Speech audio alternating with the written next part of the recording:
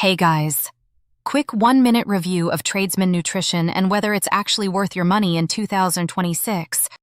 So I've looked through the brand, and honestly, it's pretty clearly built for blue-collar workers. Think tradies on site who skip breakfast, grab energy drinks, and crash by lunch. Their whole range is simple.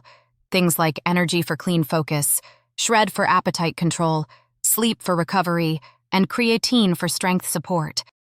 Everything comes in single-serve sachets or easy mixes, which is super practical if you're on the move.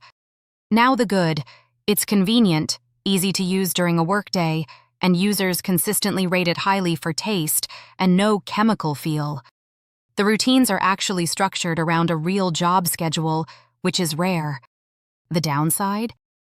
It's around $69 a product, so not cheap, and the formulas are pretty simplified compared to hardcore gym supplements. So the verdict?